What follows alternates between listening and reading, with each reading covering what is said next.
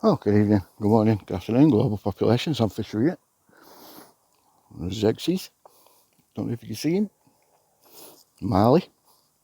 Xerxes. Zuki. Yes, I am taking the cat for a walk. And the dog. And me, obviously. Right. Okay, it's going to be a quick one because it's me walking the dog video. So, as always, it will be quick. So I'll start off with going over a few things that don't exist. Tartaria being one. Flat Earth being another. Real vaccine proponents on Twitter, all of them are just, I think it's safe to say that all of them are either industry plants or working for online warfare wings, psychological and online warfare units. And actual people that are falling for this bollocks. So, bird flu's on the rise, apparently. According to many sources that I've seen, it's the same strain that was around the last time that bird flu was around. And the last time that bird flu was around, I think globally, 144 people died.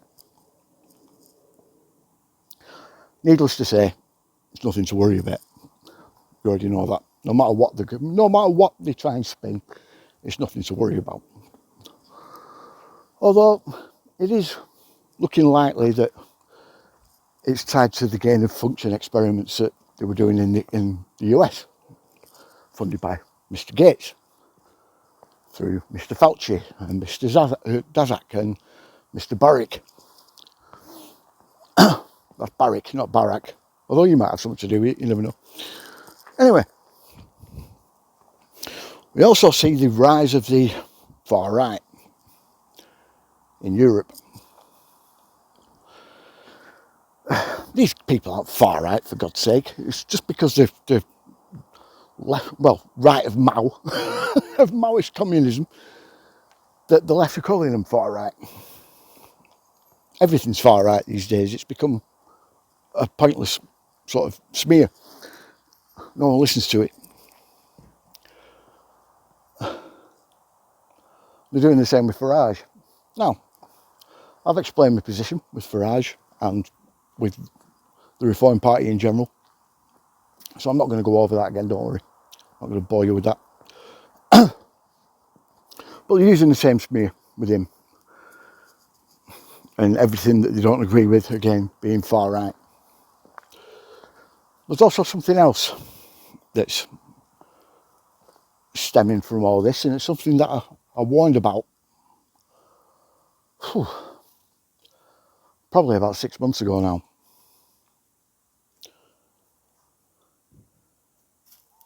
And it's a direct consequence of not only our government being cowardly and doing things that are of immense detriment to our country. One of them being the mass sort of immigration of mostly fighting age Muslim men into the UK illegally.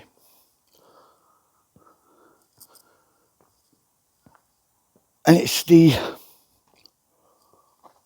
very real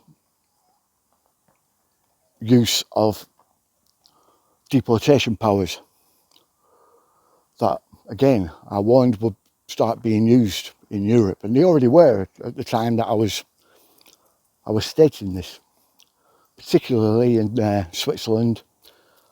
Sweden were already talking about it. Denmark, Germany as well. Germany, though, it was tied to their anti-Semitism wars, and also France. But now I've just seen I saw a story earlier today, and Rishi Sunak has said that any Islamic extremist will be deported, especially if they're arrested at protests.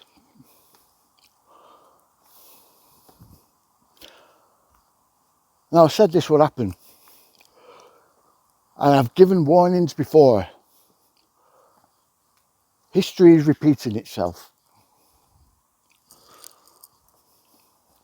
The same thing was happening in Germany in the lead up to World War II, but with the Jews. There's plenty of propaganda going around, anti-Jewish, well, anti-Semitic propaganda, accusing them of all sorts of things. And also, the Jews had their collaborators that were also fueling the fire. A monetary incentive being, well, the incentive to turn on their own people. The same's being done now in Europe. The thing is, the difference being the Muslim communities have only got themselves to blame.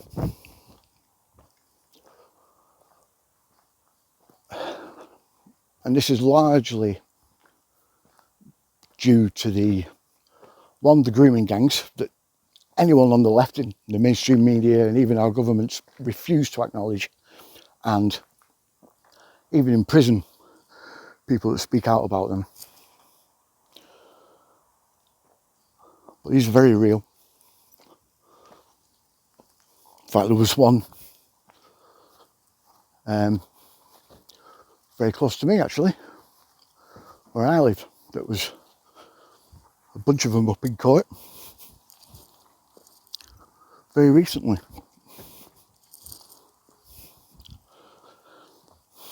There's also the lack of integration, even wanting to sort of integrate into our society, to abide by our laws.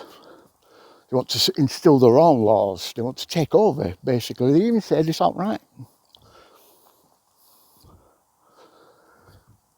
And they wonder why people don't trust them, even hate them.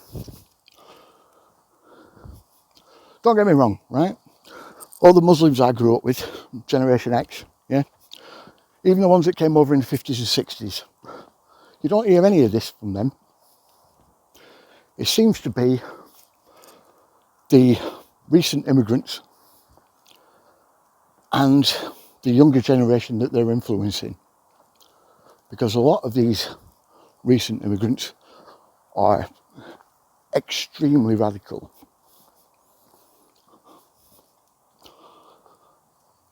Some of which from Afghanistan, on the border of Pakistan as well, between Pakistan and Afghanistan. Even the Kurdish region as well.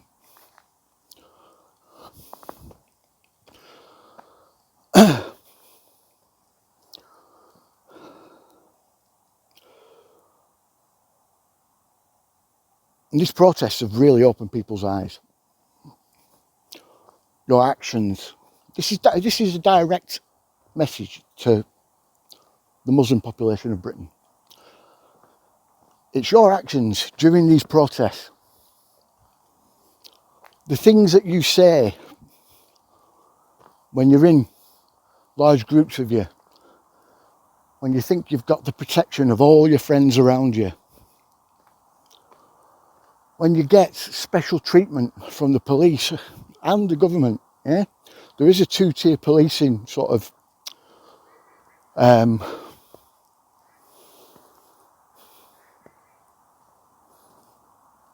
it is basically it's just two-tier policing. Yeah, the police will not treat you the same way because they're scared of being called racist.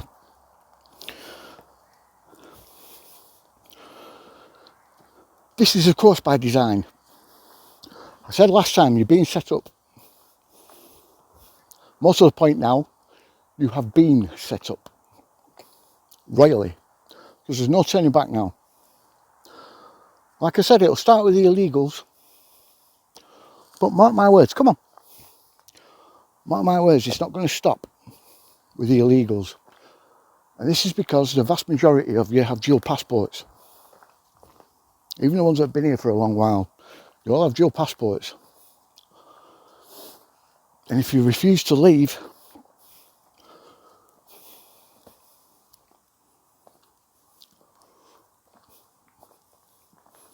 there's so many ways I fear for this country, there really is.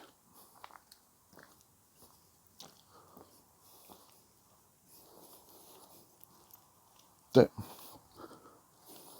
causes me great concern.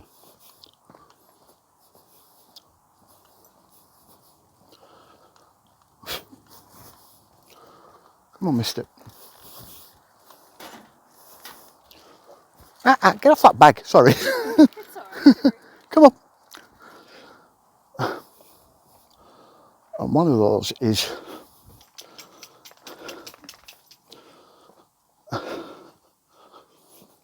the descent into a true,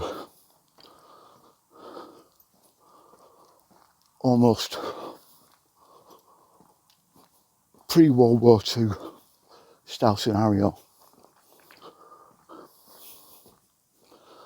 You're not a majority over here, no matter how much you may act like you are, and act like you rule the roost. You really don't.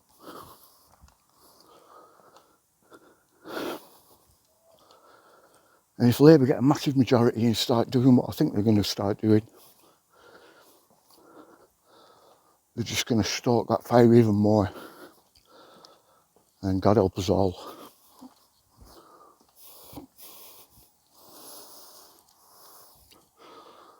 The time for warnings is over.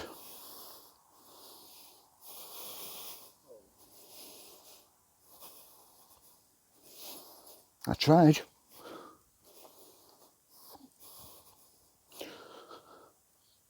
But it seems as though YouTube are determined to stifle me, and those that listen don't actually listen.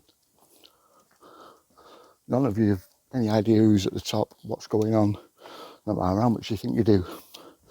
If you did, you wouldn't have fallen for the Israel-Gaza storyline.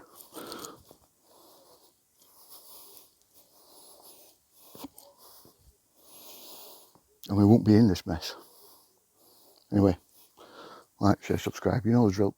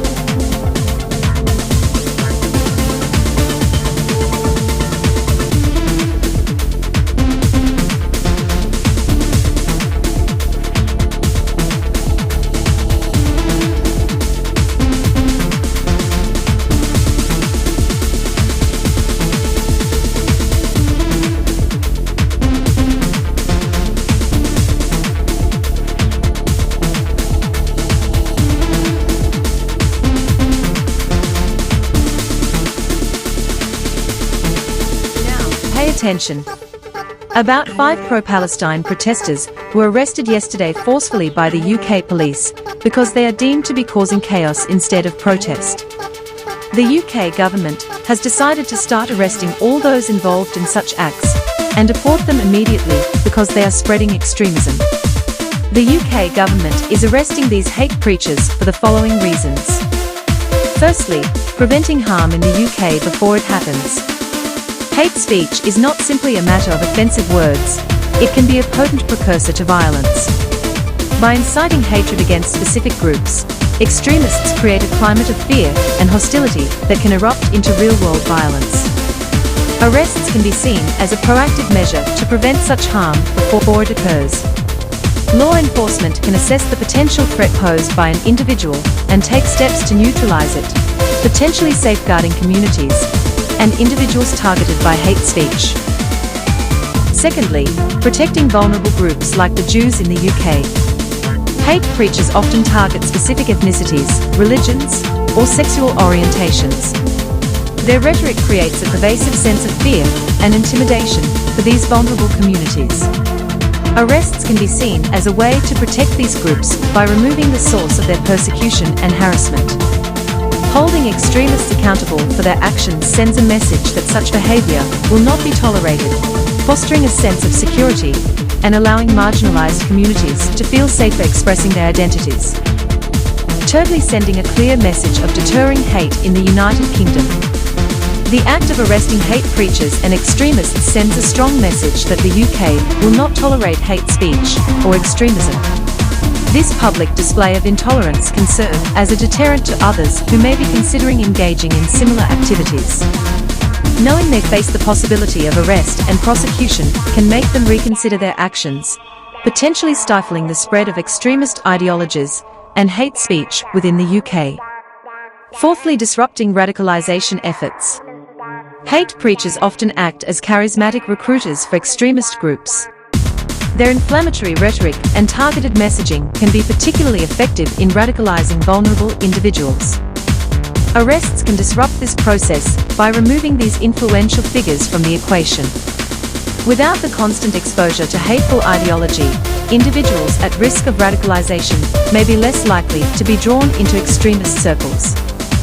This can offer opportunities for counter-extremism programs to engage with these individuals and promote more tolerant worldviews. 5. Upholding the law and maintaining order. Freedom of speech is a fundamental right in the UK, but it does not extend to hate speech or incitement to violence.